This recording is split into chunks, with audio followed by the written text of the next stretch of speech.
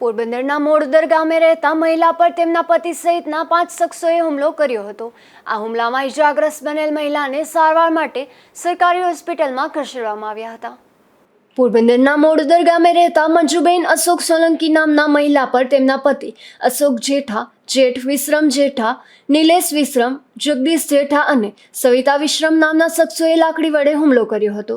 આ હુમલામાં ઇજાગ્રસ્ત બનેલ મહિલાને સારવાર માટે પોરબંદરની સરકારી હોસ્પિટલમાં ખસેડવામાં આવ્યા હતા। મારું નામ મંજુબેન અશોક જેઠા સોલંકી। હું ઘરવાળી છું।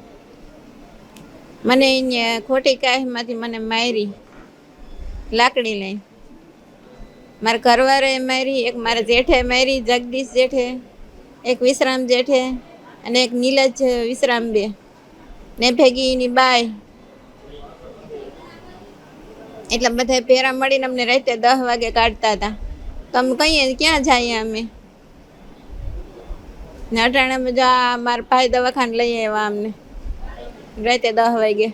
મારું આમાં જો વિશ્રામ જેઠા, જગદીશ જેઠા, નિલેશ વિશ્રામ, સવિતા વિશ્રામ, જગદીશ જેઠા 5 જણા હતા।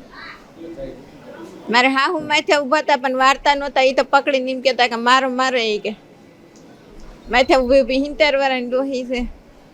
આ મહિલા પર જૂના ઝઘડાના બંદૂકને લઈને હુમલો કરાયો હોવાનું પણ મહિલાએ જણાવ્યું હતું। આ ઘટના બાદ પોલીસે પણ ઇજાગ્રસ્ત મહિલાનું નિવેદન નોંધી આગળની કાર્યવાહી હાથ ધરી છે। અશોક થાનકી, ગુજરાત ન્યૂઝ, પોરબંદર।